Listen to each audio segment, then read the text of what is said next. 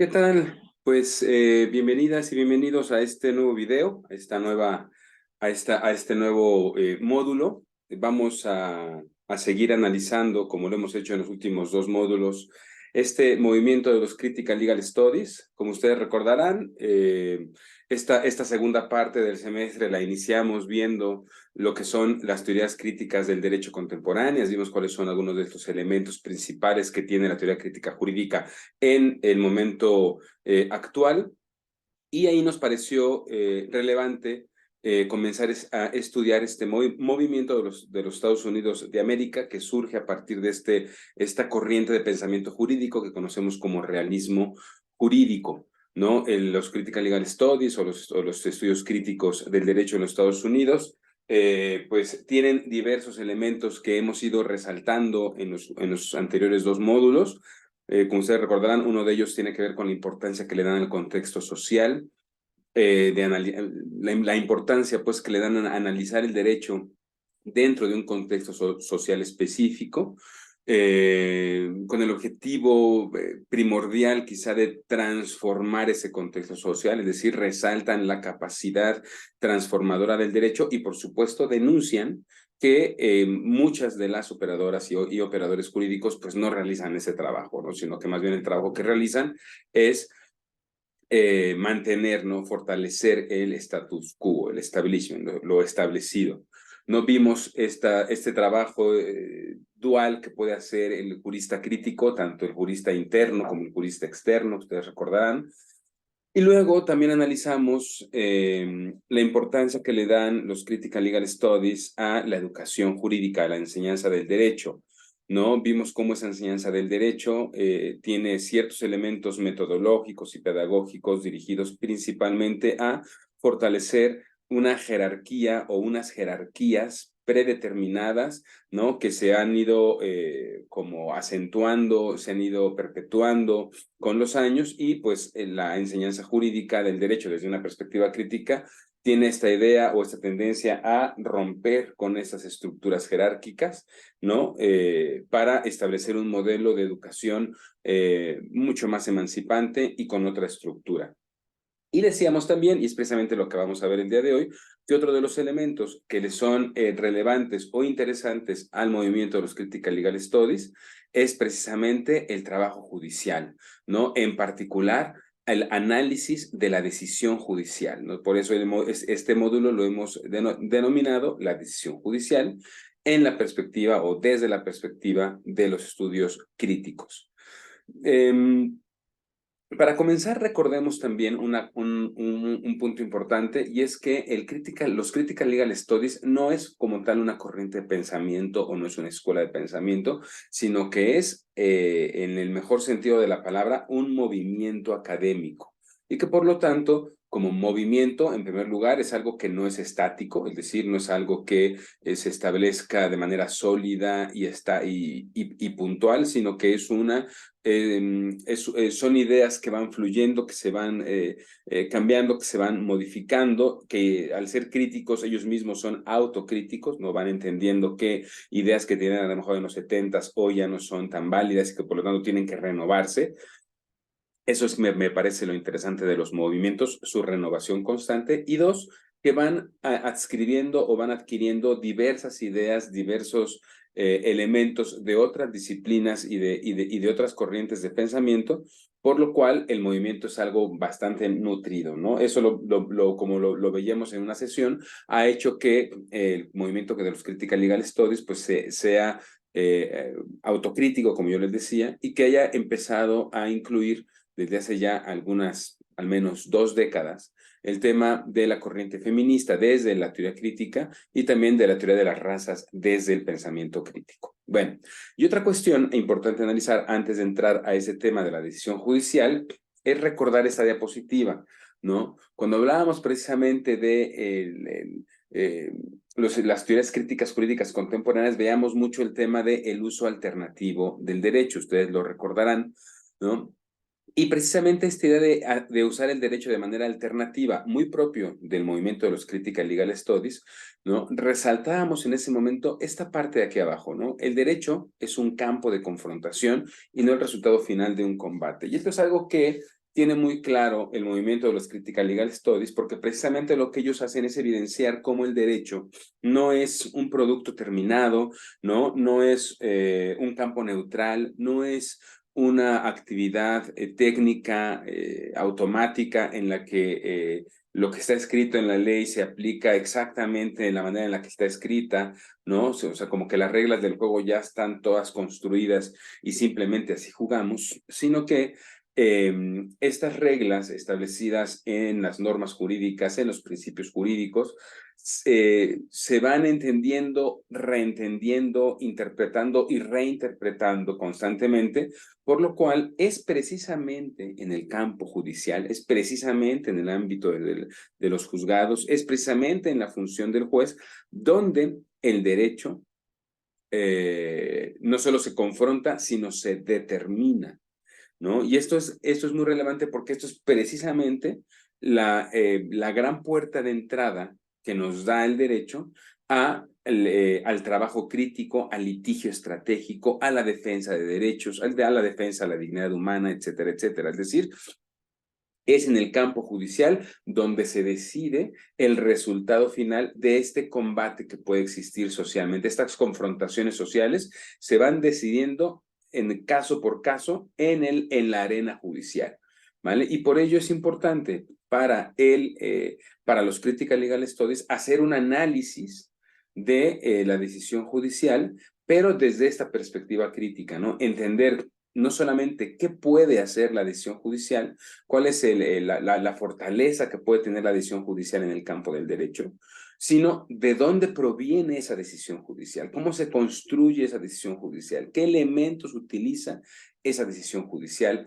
¿Por qué? Porque como decíamos desde esta parte de la idea central, el derecho, el resultado final del derecho, no está dicho, sino que sigue en una confrontación constante. De ahí que sea importante o es importante para la teoría crítica del derecho entender a cabalidad la posición de Hegel, ¿no? La tesis, la antitesis y la síntesis. El derecho no es, si bien hay tesis jurídicas, estas siempre generan el movimiento contrario y entonces estas dos tienen que adecuarse a una nueva síntesis que se convertirá en una nueva tesis, la cual tendrá una vez más una antitesis y esto una nueva síntesis y entramos en ese proceso dialéctico constante y permanente. ¿Vale? Bueno, entonces es en la decisión judicial, como veíamos cuando vimos las aportaciones de Hegel, donde podemos ver este proceso dialéctico, ¿no? Tenemos una sentencia, esa sentencia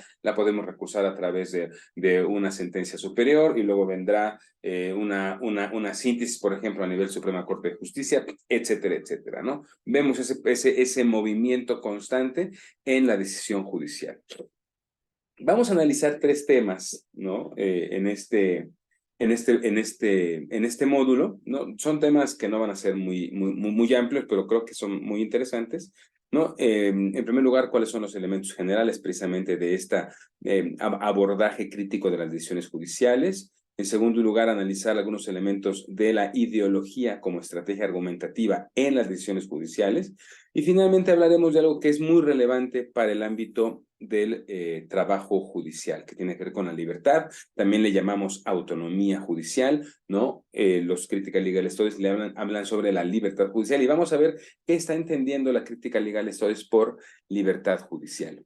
Iniciemos pues con el primer punto que tiene que ver con los elementos generales que vale la pena resaltar de este apartado, ¿no? En primer lugar diríamos lo siguiente, miren, para los Critical Legal Studies, la decisión judicial parte de un razonamiento jurídico complejo, es decir, lo que queda muy claro para los Critical Legal Studies es que la decisión judicial o la manera en la que un juez decide resolver un caso no parte o no deriva de un razonamiento simple o sencillo, es decir, de una simple aplicación de una norma a un caso, ¿vale? Muchas veces, incluso la cultura jurídica social o general, llega a pensar que un juez lo único que está haciendo es ver lo que dice una norma y esa la aplica así a rajatabla al caso concreto y por lo tanto, pues ya las decisiones pueden ser muy previsibles, ¿no?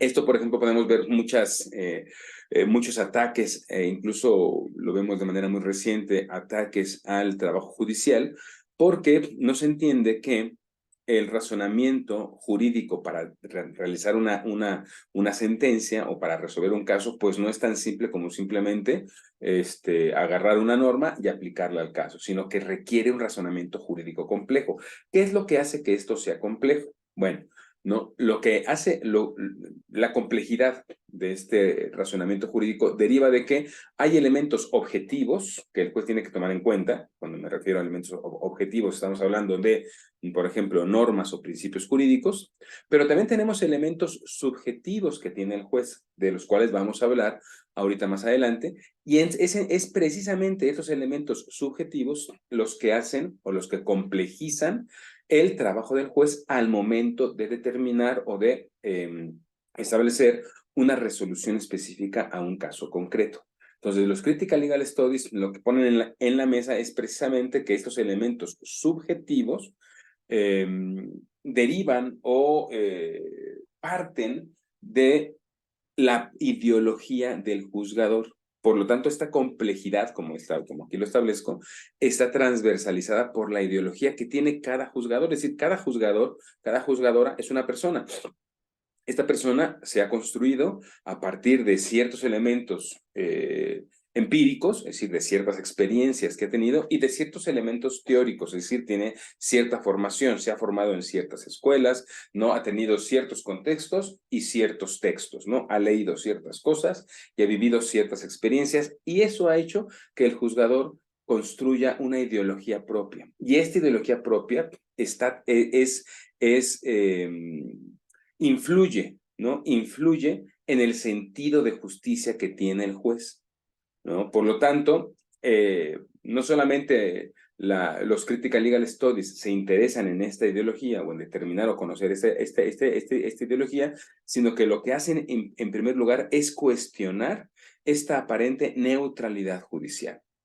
Es decir, diferencian claramente entre libertad judicial o autonomía judicial y neutralidad judicial, ¿no? Es decir, no es lo mismo ser imparcial que ser neutral, ¿vale? La imparcialidad requiere, es decir, el juez debe de ser imparcial, pero la imparcialidad no implica neutralidad. La neutralidad judicial es un componente estático, es un componente prácticamente deshumanizante del juzgador, es deshumanizar a la persona, a la persona que realiza la función judicial.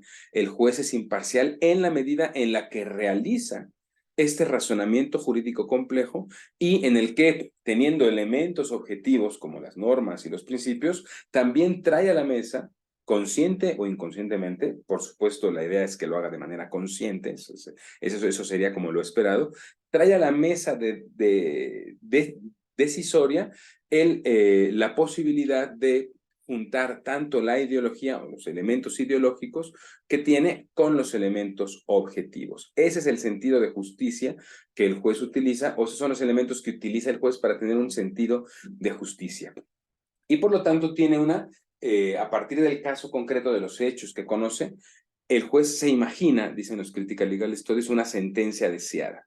Esta sentencia deseada se convierte en una especie de elemento a priori, a partir del cual el juzgador desarrollará sus estrategias argumentativas para sustentar su decisión.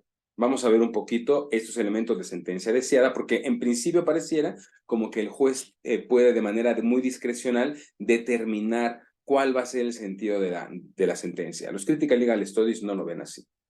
Lo que es importante ahorita mencionar es que precisamente en estos elementos generales, el razonamiento jurídico deriva de estos dos elementos, los principios jurídicos y normas jurídicas como elementos objetivos que tiene el juez, ¿no? Elementos materiales, elementos que están ahí, ¿no? Tanto en los principios como en las normas, en los códigos, en las leyes, etcétera.